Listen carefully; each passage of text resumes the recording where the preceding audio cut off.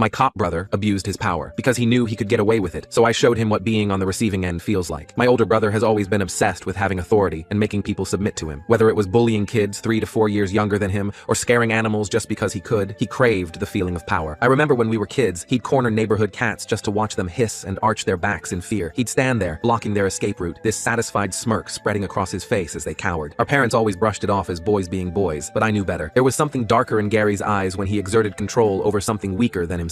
So it's no surprise that when Gary became a cop, he was anything but fair. He's taken down a kid's lemonade stand because the kid didn't have a selling license. Didn't matter that the kid was raising money for his dog's cancer surgery. The boy couldn't have been more than 8 years old, tears streaming down his face as Gary dumped out his pitcher of lemonade onto the sidewalk. He's arrested a 90-year-old lady for crossing the road too slowly. The light was green when she started walking. It only turned red when she had almost crossed. I heard about it from a witness who said Gary actually grabbed her arm hard enough to leave bruises, dragging her back to the curb before cuffing her. He's pulled fathers over with their kids in the car and made up laws on which to cite them, just so the dads could beg him to let them go, all so he could feel powerful and humiliate a dad in front of his child. The worst part about it was how nothing could be done. Not only was he a cop, but the head of his department was Hughes. They had been good friends since high school, meaning if anyone ever had a complaint about Gary, it went to Hughes, who tossed it out. The two of them were thick as thieves, always had been. Hughes was just as corrupt, but smarter about hiding it. He kept his hands clean while Gary did the dirty work, and in return, Hughes made sure Gary never faced consequences. I thought nothing could be done to Gary until 3 months ago when he showed up at our house Friday night. It was around 8 p.m., and Maddie and I were just settling in to watch a movie. When I heard his knock, that distinctive 3 heavy raps he always did, my stomach sank. I didn't really want to hang with him, but he said he missed his younger bro and had life updates. Maddie shot me a look that said she didn't want him there either, but family was family. I let him in. While at my house, we started drinking. Gary always drank too much, another way to show he was in control, that he could handle more than anyone else. We went through the 6-pack I had in the fridge pretty quickly. When we ran out, I decided to go out to my car and grab the 2 remaining beers in the cooler from last weekend's fishing trip. I remember Maddie giving me this uneasy look as I headed for the door, but I figured she just didn't like being alone with Gary. I should have listened to that instinct, and that's when it happened. I came back inside the house not even 2 minutes later and heard my wife Maddie saying stop in this scared voice. It wasn't loud, more like a desperate whisper, but something about the tone made every hair on my body stand up. My blood froze. I rushed to the kitchen where her voice was coming from, and that's when I saw it. Gary was drunkenly pinning her against the counter. His hand was traveling up her shirt. She was trying to push him away, but he was overpowering her and had his head placed against her neck. The kitchen light cast harsh shadows, and I could see the fear in Maddie's eyes as she struggled against him. I remember seeing red. I dropped the cooler and just tackled him. The beers crashed to the floor, glass shattering everywhere. I knocked him hard across the face. He fell down, and I proceeded to get on top of him. Unfortunately for me, he's a cop. He has physical training. He's also a lot bigger than me, 6'2" to my 5'9", and probably 50 pounds heavier. So as hard as I tried to restrain him, it didn't work. He pulled me down too, before getting up to his knees and pressing them into my head. My nose hit the tiles pretty hard and started bleeding. The metallic taste filled my mouth as blood ran down my throat. Before I knew it, my arm was being twisted behind my back. The pain shot up through my shoulder as he wrenched it higher. He said he was arresting me for assaulting an officer. He then pulled out his handcuffs and cuffed me. Yeah, dude is so power hungry he carries handcuffs everywhere, even to family dinners. I remember my wife went to lunge at him to make him stop, but he just flashed her this creepy smile and pointed at the concealed weapon he carried, making her back off. The smile was the worst part. Not angry, not defensive, just pleased with himself. He called an on-duty officer, and they took me to the station, where Hughes personally processed me. The ride there was humiliating, sitting in the back of the patrol car with my own brother's handcuffs cutting into my wrists. They both sat across from me, shaking their heads in the interrogation room, putting on this whole disappointed act. Assaulting an officer, that's up to 8 years you're looking at. Gary could easily seduce that wife of yours in that amount of time. Hughes said it so casually, like he was discussing the weather. Every part of me wanted to do something to get me 25 life in that moment, but I held out. I knew they wouldn't press charges. I was Gary's brother after all, meaning this was just a warning, a power play to show me who was really in control. As expected, they let me go after making some threats, but only after also holding me in a jail cell for 48 hours to make sure I learned my lesson. Those 2 days were hell. They put me in with actual criminals, guys who'd done real time. The cell smelled like wee and desperation. I didn't sleep, just sat on the metal bench and planned what I'd do when I got out. Gary personally opened the cell and let me out. Hope you've learned your lesson, little brother, he said, that same satisfied smirk from our childhood plastered on his face. I remember going straight home, dead set on just never talking to him again. Unfortunately, when I came home, I realized that was not an option. I found Maddie curled up in our bed, not really moving or saying much, just looking depressed and traumatized. The bedroom was dark, curtains drawn even though it was midday. She had a fresh bruise on her neck, purple and angry against her pale skin, and when I got into bed to hug her, she instinctively pushed me away. I held her hand from a distance, and that's when she started just sobbing. Her whole body shook with the force of it. It took me almost an hour to get the story out. Turns out, Gary came back to this house. He did it right after placing me in the cell. My wife opened the door thinking it was me, and Gary barged his way in. He had his way with her all night, not leaving till he was fully satisfied. She spoke in broken sentences, sometimes trailing off mid-word, her voice hollow and distant. Something inside me just went cold and quiet. I comforted my wife and spent the next 3 months playing the broken brother. I didn't go to family events, didn't reach out, just acted like I accepted what happened, but I didn't. Every night I lay awake awake, planning, thinking, waiting. Maddie started therapy, but she still flinched when anyone touched her unexpectedly. She stopped wearing her favorite perfume because Gary had commented on it that night. Little pieces of her were disappearing, and I watched it happen day by day. You see, I knew Gary, and I knew that every Tuesday morning at 5 a.m., he went on this one specific 5-mile trail run. Rain or shine, hangover or not, Gary never missed his Tuesday run. It was another control thing, proving he had the discipline to maintain his routine no matter what. I waited more than long enough to make him feel safe, and then this one Tuesday, I got up at 4 a.m., kissed Maddie's sleeping forehead, got dressed in black clothes, and headed out. I brought my aluminum bat with me, the one from my high school baseball days that I kept in the garage. I ended up at this one particularly dark, sharp turn spot in the trail 40 minutes later. The spot was perfect, a blind corner with thick trees on both sides, no streetlights for half a mile in either direction. I knew Gary would go by here. I waited and waited, my breath forming clouds in the cold morning air, and sure enough, at 5:30 a.m., he turned the corner. I could hear his steady breathing, the rhythm of his feet on the packed dirt trail. I didn't waste time. I jumped out, saw him instinctively freak out, and without even giving him a chance to explain, I swung my bat at his kneecap as hard as I could. The crack sounded brutal. I even winced in secondhand pain. Gary screamed and went down, clutching his leg. That's when, while he was screaming, I bent down over him and pulled off my mask. "Hi, Gary." I watched his face go from pain to shock to rage. He tried to reach for something in his waistband, but I kicked his hand away. I told him if he tried that again, I'd break the other knee too. He started yelling about how I was done, how he'd have me locked up forever. Spit flew from his mouth as he screamed threats. I just stood there holding the bat. I told him we needed to talk about what he did to Maddie. His face changed then, got this sick smile even through the pain. Said she wanted it, said she loved every second. I had to fight not to swing again. Instead, I pulled out my phone and showed him I was recording. Had been since before I jumped out. Got his whole confession on tape. His smile disappeared real quick. I told him he had two choices. He could resign from the force and move at least 500 miles away, or I'd send this recording to every news station in the state. Plus, post it online. Make sure everyone knew what kind of cop he really was. He started threatening me again, but I cut him off. Reminded him his knee was shattered. He'd need surgery, months of rehab, maybe never run again, and that was if he got help soon, which he wouldn't if he kept threatening me. I left him there on the trail. Took his phone first though. Tossed it in the woods about a mile away. Someone would find him eventually. Probably take a few hours though. As I walked away, I could hear him alternating between screaming for help and cursing my name. The sound grew fainter with each step I took. I drove home and crawled back into bed with Maddie. She woke up and asked where I'd been. I told her I went for a walk to clear my head. She believed me. Why wouldn't she? She curled into me, and for the first time in 3 months, she didn't flinch at my touch. Around 9 a.m., my mom called. Gary was in the hospital. Some jogger found him on the trail. Looked like he'd fallen and hurt his knee real bad. Maybe slipped on a rock or something. Mom was all worried and wanted me to come to the hospital. Her voice was frantic, going on about how he might never walk properly again. I told her Gary and I weren't on good terms right now. She pushed, but I held firm. Said I'd check on him later, maybe. Maddie heard the conversation and asked what happened. I told her what Mom said. She got quiet. Then she said she was glad he was hurt. First time she'd shown any emotion about him since that night. I held her close and told her he'd never bother us again. She asked how I could be sure. I just said I had a feeling. The next few days were tense. I kept waiting for the cops to show up, for Hughes to come arrest me, but nothing happened. Mom called with updates. The surgery went okay, but Gary would need extensive physical therapy. He was in a lot of pain. Good. She kept trying to guilt me into visiting. I kept refusing. Then on day 4, Gary called me from the hospital. I almost didn't answer, but curiosity won. His voice was different, quieter. He said he'd been thinking, said he was going to take some time off from the force, maybe relocate, fresh start and all that. I asked how far he was thinking of moving. He said far, real far. I said that sounded like a good idea. We both knew what we were really talking about. Before he hung up, he said one more thing. Said if anything happened to him, if any recordings showed up anywhere, Hughes would know exactly who was responsible. I told him I didn't know what he was talking about. He laughed, but it was bitter. Said he'd have his resignation letter ready by the end of the week. I thought that would be the end of it. Gary would leave, Maddie and I could start healing, life would go on, but I should have known better. Gary never gave up power willingly. He was planning something. I just didn't know what yet. The first sign something was wrong came 2 weeks later. I was at work when my boss called me into his office. Said there'd been a complaint. Someone called saying I'd been drinking on the job. Said they saw me stumbling around the parking lot. Complete bullpoop. I hadn't touched alcohol since that night at my house. My boss knew it was crap too, but said he had to follow protocol, had to document it. I knew immediately who was behind it. Then things escalated. Maddie started getting hang-up calls at all hours. Our mail started going missing. Someone keyed my car. Little things, but constant. Wearing us down. Maddie was getting paranoid, stopped wanting to leave the house, started checking the locks obsessively. The therapy progress she'd made was disappearing. I wanted to confront Gary, but he was smart, still in the hospital for another week, had alibis for everything, and I couldn't exactly accuse him without explaining why he might want revenge, so we endured it, documented everything, installed security cameras, changed our routines. The day Gary got discharged from the hospital, the harassment stopped, just like that. No more calls, no more vandalism, nothing. That scared me more than the harassment itself. It meant he was planning something bigger. I found out what a week later. Came home from work to find Maddie crying at the kitchen table. She had papers spread out in front of her, legal papers. Gary was suing us, claiming I'd attacked him unprovoked, saying he'd been visiting to reconcile and I'd ambushed him on the trail. He wanted damages, medical bills, pain and suffering, lost wages, the works. The lawsuit was bullpoop, but it was smart. Forced me to respond, forced me to get a lawyer, forced me to either lie in court or admit what really happened. And if I admitted what happened, I'd have to explain why, which meant telling everyone what Gary did to Maddie, in public, on record. Gary knew Maddie couldn't handle that. He was better betting on it. I called Gary that night. He answered on the first ring, like he'd been waiting. I asked what he wanted. He laughed, said he wanted justice. I told him to cut the crap. He got serious then, said he wanted the recording destroyed, all copies, and he wanted a written apology for the assault, admitting I'd attacked him without cause. I told him to go to hell. He said he'd see us in court then. Maddie would love testifying about that night, about what happened while I was in jail. I hung up on him. Maddie was falling apart, stopped eating, stopped sleeping, just sat staring at those legal papers. I told her we'd fight it, told her Gary was bluffing, but we both knew he wasn't. He dragged this out, make it as painful as possible, and he had Hughes backing him up. Hughes, who'd already called our lawyer, mentioned how unfortunate it would be if certain details became public, how it might affect Maddie's reputation, her job, her family. I knew I had to do something. Couldn't let Gary destroy Maddie like this, but I had to be smart about it. Gary was watching now, waiting for me to make a mistake, so I played along, hired the lawyer, filed responses, acted like I was going to fight it properly, all while thinking, planning. The solution came from an unexpected place, my buddy Dylan from work. We were having beers one night and I was venting about the lawsuit, not the real reason for it, just that my brother was suing me over some family drama. Dylan mentioned his cousin was a private investigator, did background checks, surveillance, that kind of thing, said the cousin was good at finding dirt on people, real good. I met with Dylan's cousin Peter the next week, told him I needed information on my brother, anything that might help with the lawsuit. Peter said he'd see what he could find, warned me it might take time. I said I could wait. Gary had taught me patience. 2 weeks later, Peter called, said we needed to meet in person. When I got to his office, he had a thick folder on his desk. Turns out Gary had been busy, real busy. Peter had found 3 other women. All had filed complaints against Gary. All had been dismissed by Hughes, but Peter had tracked them down, talked to them, got their stories. One was a waitress Gary had pulled over repeatedly, kept demanding her number. When she finally complained, she lost her job. Restaurant owner said she was causing trouble. Another was a college student. Gary had responded to a noise complaint at her apartment, made her do things to avoid arrest. The third was a single mom. Gary had threatened to call child services unless she was nice to him. Peter had it all documented. Photos, recordings, even had a former cop who'd quit because of Gary and Hughes. Guy was willing to testify about the corruption, about how complaints got buried. It was everything I needed, more than everything. I called Gary that night, told him we needed to meet. He suggested the police station. I laughed, said neutral ground or nowhere. We agreed on a diner outside town, public but private enough to talk. He showed up in uniform, power play, still limping from the knee. We sat in a back booth. I slid the folder across the table, watched his face as he flipped through it, saw the moment he realized he was done, really done this time. I laid out my terms, dropped the lawsuit immediately, resign from the force within 48 hours, leave the state within a month, never contact me, Maddie, or any of these women again. In exchange, I'd keep the folder sealed. Nobody would ever see it, unless he broke the deal. Then everyone would see it. Gary tried to bargain, said Hughes would protect him. I pulled out another folder, this one on Hughes. Peter had been thorough. Hughes had his own skeletons, his own victims. Gary's face went gray. He realized I'd won, really won, but Gary couldn't just accept defeat. Had to try one more power play. Said even if he left, the damage to Maddie was done. Said she'd never be the same. Said I'd have to live with that. Watch her flinch every day. Know it was my fault for leaving her alone with him. I leaned across the table, told him he was right. Maddie was damaged, maybe permanently, but she was healing, slowly. And every day he was gone would help. Every mile between them would help. And if he ever came near her again, if he ever even thought about her, I wouldn't use the folder. I'd use the bat, and I wouldn't stop at the knee. Gary believed me, could see it in my eyes. The same look he used to have when he cornered those cats. But now it was directed at him. He signed the papers I'd brought, dropping the lawsuit. His hand shook a little. When he finished, he stood to leave, stopped at the door, turned back, asked if I really would have unalived him. I didn't answer, didn't need to. The next day, Gary submitted his resignation, cited medical reasons. His knee would never be the same. Hughes tried to talk him out of it, but Gary held firm. Within a week, he'd packed up his apartment. Within 2 weeks, he was gone. Moved to Oregon, about as far as you could get and still be in the continental US. Maddie didn't know the details, just that Gary had dropped the lawsuit and left town. She didn't ask questions, just held me tight and cried. Good tears this time. Relief. That night she slept through without nightmares for the first time in months, but I knew it wasn't over. Not really. Guys like Gary don't just give up. They regroup, plan, wait. So I kept Peter on retainer, had him check on Gary every few months, make sure he was staying put, following the rules. For 6 months, everything was quiet. Gary got a job as a security guard, kept his head down, seemed like maybe he'd learned his lesson. Then Peter called. Gary had been asking around, trying to find other cops who'd had problems with me, trying to build a case, not legal this time, something else. Peter didn't know what yet, but said Gary was definitely planning something. I told Peter to keep watching, to let me know the second Gary made a move. The move came 2 weeks later, but not from Gary, from Hughes. He showed up at my work, in uniform, made sure everyone saw him, asked to speak with me privately. My boss let us use his office. Hughes sat behind the desk like he owned it. Power play, just like Gary. Hughes said Gary had been in touch, said Gary was worried about me, thought I might be unstable, dangerous. Hughes said he had a duty to investigate, make sure I wasn't a threat. I asked what kind of investigation. Hughes smiled, said he'd need to interview my coworkers, my neighbors, maybe search my house, make sure I didn't have any weapons, any plans to hurt anyone. I knew what this was. Harassment by proxy. Gary couldn't come after me directly, so he'd sent Hughes. Try to destroy my life from a distance, cost me my job, my reputation, make Maddie and me miserable enough that we'd beg Gary to call it off, give him back some power. But I'd learned from Gary, learned about power, about leverage. I pulled out my phone, showed Hughes a photo, him and the waitress, the one Gary had harassed. Except Hughes had done more than harass her. Peter had been very thorough. Hughes went pale, asked where I'd gotten it. I said it didn't matter. What mattered was where it might end up if he didn't leave right now and stay away, forever. Hughes stood up slowly, said this wasn't over. I said it was, unless he wanted his wife to see the photos, his kids, his boss, the media. He left without another word. My boss asked if everything was okay. I said it was just a misunderstanding. All cleared up. That night I called Gary. He answered like he'd been expecting correcting me. I told him nice try with Hughes. He played dumb, but I could hear the smile in his voice. I told him Hughes wouldn't be helping anymore. That card was played. Gary got quiet. Then he said there were other ways, other people. I said I'd be ready for them too. All of them. However many he sent. However long it took. Gary asked if this was how it would be forever. Him in Oregon. Me in Texas. Both of us watching. Waiting. I said that was up to him. He could move on. Build a new life. Forget about us. Or he could keep playing games. Keep losing. His choice. He hung up without answering. But I got my answer the next week. Peter called. Gary had applied for a job in California. Even further away. Looked like he was actually moving on. I told Peter to keep watching anyway. Just to be sure. Maddie was getting better. Slowly, but steadily. She'd started going out again. Seeing friends. Laughing sometimes. The bruise on her neck had faded, but I knew the internal bruises were still there. Maybe always would be. But she was fighting. Getting stronger. Then one night she asked about Gary. Why he'd really left. Why he'd dropped the lawsuit so suddenly. I'd kept the details from her. Didn't want her to know about the other women. Didn't want her to feel like just another victim. But she pushed. Said she needed to know. So I told her. About the other women. About the evidence Peter had found. About the deal I'd made. She listened quietly. When I finished, she asked if I'd really hurt Gary on the trail. If his fall wasn't an accident. I looked her in the eyes. Told her Gary had hurt her. Had hurt others. Sometimes people like that only understand one language. She nodded. Said she understood. Said she was glad. We didn't talk about it again. Didn't need to. But something shifted that night. Maddie stopped looking over her shoulder as much. Stopped flinching at unexpected sounds. Started reclaiming pieces of herself. The healing wasn't complete. Might never be. But it was happening. 3 months passed. Gary stayed in California. Kept his distance. Hughes retired early. Sudden decision, everyone said. His replacement was a woman from another district. No connection to Gary. No tolerance for corruption. The waitress got her job back. The college student graduated. The single mom filed a report about what had happened. With Hughes gone, it actually got investigated. I thought maybe we'd found our new normal. Gary far away. Maddie healing. Life moving forward. But I should have known better. Should have remembered that Gary never gave up power willingly. He'd been quiet too long. Planning too long. The call came on a Tuesday. Same day I'd confronted Gary on the trail exactly 1 year earlier. Probably not a coincidence. It was Peter. Said I needed to sit down. Gary was dead. Car accident in California. Drove off a cliff on a winding road. No skid marks. No other vehicles involved. Cops were calling it an accident, but Peter had doubts. I felt nothing. Not relief. Not sadness. Just empty. Asked Peter if he was sure it was an accident. He said he'd look into it. See what he could find. I told him not to bother. Whatever happened, Gary was gone. That's what mattered. I didn't tell Maddie right away. Waited until after dinner. She was laughing at something on TV. Looking relaxed. Happy even. I almost didn't tell her at all, but she deserved to know. When I told her, she went quiet. Asked how I felt about it. I said I didn't know. She said that was okay. We sat in silence for a while. Then she said she felt free. For the first time since that night. Free. Mom called the next day, crying, wanting me to come to the funeral, help with arrangements. I told her I couldn't. She begged. Said Gary was still my brother. I said Gary stopped being my brother the night he hurt Maddie. Mom said I'd regret it. Maybe she was right, but I didn't go. The funeral was small. Mom said only a dozen people showed up. No cops except Hughes. Even he looked uncomfortable being there. Gary had burned a lot of bridges, hurt a lot of people. In the end, he'd been alone. Just him and his need for power, and even that hadn't saved him. Peter called a week later, said he'd looked into the accident after all. Couldn't help himself. The official report was clean. Accident. Gary had been drinking. Took a turn too fast, but Peter had found something interesting. A witness who'd seen another car, following Gary, keeping pace, until right before the curve. Then it had slowed down. Let Gary speed ahead, into the turn, off the cliff. Peter had tracked the car. Rental. Paid in cash. Fake name. But the security footage from the rental place was good. Clear shot of the driver. Peter sent me the photo. I stared at it for a long time. Then I deleted it. Told Peter to drop the investigation. Send me his final bill. Some things were better left buried. That night I found Maddie in the garage, standing by my old baseball bat, the aluminum one. She looked up when I came in, asked if I'd kept it for sentimental reasons. I said something like that. She picked it up, tested the weight, said it was well balanced, good for home defense. Then she put it back. Went inside. We never talked about it again. Life went on. Maddie finished her therapy, got promoted at work. We started talking about kids. Maybe next year, when we were ready, when the past felt more distant. Mom eventually forgave me for missing the funeral. We didn't talk about Gary, just moved forward. Sometimes I think about that night. Gary on the trail, the sound his knee made, the look on his face. I wonder if I'd do it again, if I had the chance to go back, to handle it differently. Then I look at Maddie, see her smile, hear her laugh, and I know the answer. Peter's photo sat on my phone screen for what felt like hours. I recognized the face immediately. One of the women from Peter's files. The single mom Gary had threatened. Sophia something. I remembered her story. How Gary had made her life hell. How she'd tried to report him but Hughes buried it. How she'd lost custody of her kid for a while because Gary kept calling child services with fake complaints. I deleted the photo and called Peter back. Told him to send me his final bill and forget about the whole thing. He asked if I was sure. Said this could be important. I said some stones were better left unturned. Peter got it. Said he'd shred everything and send the invoice. Good man, Peter. That night Maddie was in the garage again. This time she was organizing stuff, moving boxes around. She'd put my bat in the corner with some other old sports equipment. Made a comment about maybe having a yard sale. Getting rid of junk we didn't need. I said we should keep some things, just in case. She nodded and moved the bat back to its spot. A week later I got a call from an unknown number. Almost didn't answer, but something made me pick up. It was Sophia, the single mom. She said she'd heard about Gary. Said she was sorry for my loss. I told her Gary and I weren't close. She said she understood. Then she asked if we could meet. Said she had something to tell me. We met at a coffee shop downtown. She looked different from Peter's photos. Stronger, more confident. She thanked me for coming. Said she knew it was weird reaching out. I told her it was fine. Asked what she wanted to talk about. She said she'd been following Gary's career, keeping tabs on him, making sure he stayed away from her and her kid. When she heard he'd moved to California, she'd been relieved. relieved, but also worried. Worried he'd hurt someone else, do to another woman what he'd done to her, to Maddie, to the others. I asked if she'd gone to California. She smiled, said she'd taken a vacation, needed to see the coast, clear her head. Just happened to be the same week Gary had his accident. Funny how things work out. I said yeah, funny. We both knew what we weren't saying. She asked about Maddie, if she was doing better. I said she was, getting stronger every day. Sophia said that was good, said Gary had taken enough from people. Then she finished her coffee and left. We never spoke again, didn't need to. Life settled into a routine after that. Work, home, dinner with Maddie, normal stuff, boring stuff. It was nice. Maddie started a garden in the backyard, said she wanted to grow something beautiful. I helped her plant roses along the fence, red ones. They bloomed like crazy that spring. Mom called less and less about Gary. The grief was fading, being replaced by acceptance. She'd found some peace in believing it was just an accident, a moment of carelessness. I let her believe that. Sometimes lies are kinder than truth. Hughes reached out once, left a voicemail, said he wanted to talk, clear the air, make amends. I deleted it without calling back. Some bridges were meant to stay burned. Heard later he'd moved to Florida. Health reasons, people said. I figured distance was healthy for everyone. The other women from Peter's files started doing better too. The waitress opened her own restaurant. The college student got into law school, said she wanted to help victims of police abuse. Sophia's kid made honor roll. Little victories, but they added up. Proof that removing one bad person could change so many lives. Maddie and I took a vacation that summer. First one since everything happened. Went to Colorado, hiked some trails, easy ones, nothing too challenging. She was nervous at first, kept looking over her shoulder on the wooded paths, but by the end of the week, she was leading the way, pointing out wildflowers, taking photos, being herself again. One night in the hotel, she brought up Gary, asked if I ever thought about him. I said sometimes. She asked if I had regrets. I said my only regret was not protecting her better, not seeing the danger sooner. She said it wasn't my fault, said predators are good at hiding, at seeming normal until they're not. She asked about the recording, the one I'd made on the trail. I told her I'd destroyed it after Gary left town, no need for it anymore. She said that was probably smart. Then she asked if I'd really have sent it to the media. I said absolutely, would have burned his whole world down if needed. She kissed me and said she loved me. We didn't talk about Gary the rest of the trip. When we got home, there was a package on our doorstep, no return address. Inside was a newspaper clipping about Gary's accident and a note, just 2 words, thank you, no signature. I burned both in the backyard fire pit. Maddie asked what I was burning. I said just some junk mail. She didn't push. Peter checked in one last time, said he was closing Gary's file, asked if I needed anything else. I said no, thanked him for everything. He said to call if anything came up. We both knew nothing would. Some cases close themselves.